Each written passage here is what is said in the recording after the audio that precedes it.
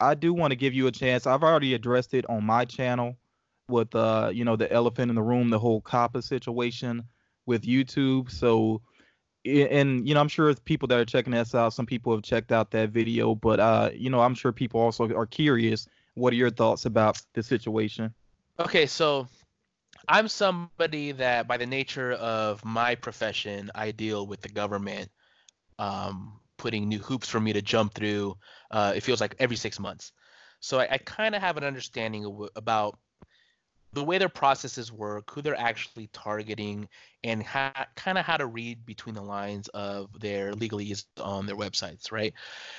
This whole COPPA thing was very scary when it first came out. I thought it was, wow, that's kind of scary. And then this last couple of weeks has been very scary, right? With the $42,000 fines and everything. And I have a feeling that a lot of the creators were making videos without really reading the law. Um, and I think it's pretty clear in the law. They make a pretty big distinction between videos that are made specifically for children, videos that are made specifically for adults, and videos that are made specifically for a general audience. And what YouTube failed to do is put an option for creators to click that this is a general audience video.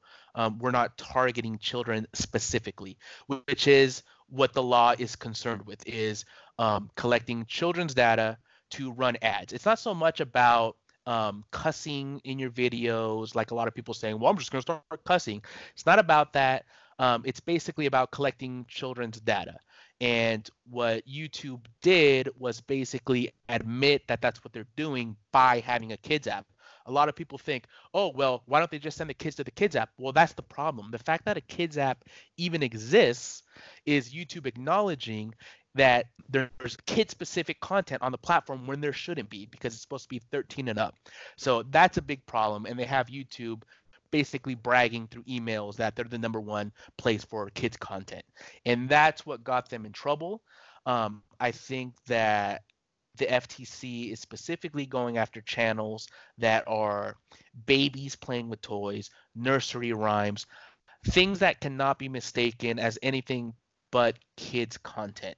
And I think that a lot of channels are in a gray area, but you can tell. And if you look at the very last line there, they're basically saying the creator knows who their audience is. I mean, there's no question that if I had a bunch of comments, if all my videos comments were first, second, third, and then people complaining about being first, or people asking me, oh, can I have the pop in the video? You can tell those are children, right?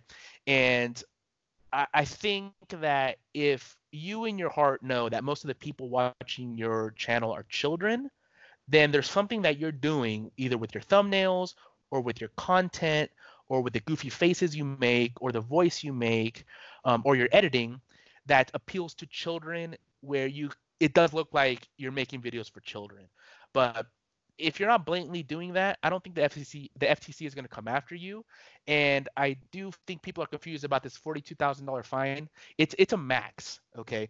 And they specifically word it that it's determined on what you make. So if you're somebody that's getting, a couple thousand views on your video, you're probably only making $80 to $150 a month.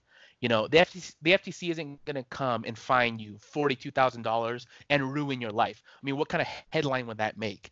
It's. I think they're going to go after people that are blatantly breaking the rules in making child-specific content. So I feel we're safe.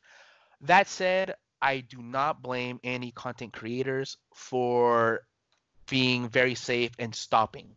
When the time comes, I'm gonna stop, see what happens, but I am not as worried about it as I was before. I think most Funko YouTubers are safe, and I say most because some of them are obviously targeted at children, but I think most of them aren't, and I think most of us are safe.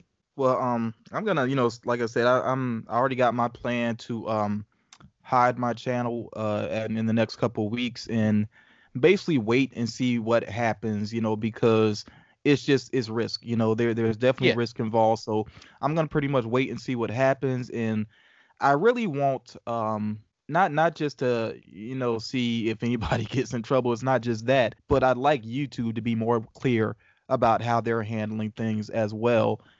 So I'm just kind of waiting to see what exactly is going to happen before I decide whether or not I'm going to get back to sharing content on YouTube.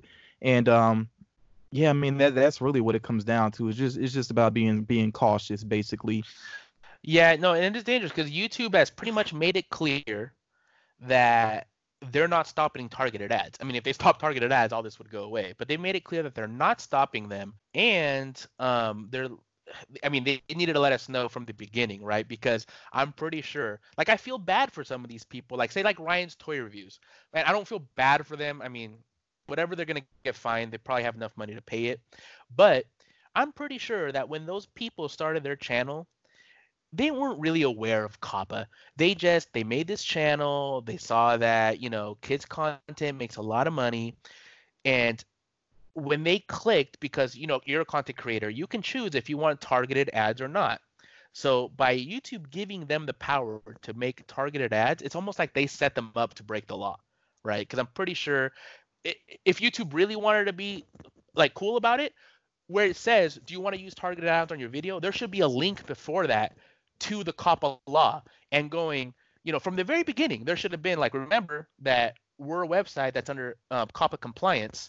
So this is the law, and you need to click non-targeted ads, right? They needed to do that. If they were going to get rid of kids' content, they needed to do that from the beginning because they gave us the tools to basically, well, they gave some creators the tools to hang themselves because by them clicking targeted ads, they're knowingly targeting ads to children. So I could see why the FTC could fine them. So it's a gray area, but that's why I'm not too worried about it because we're not specifically making content for children. Yeah. That's the main thing.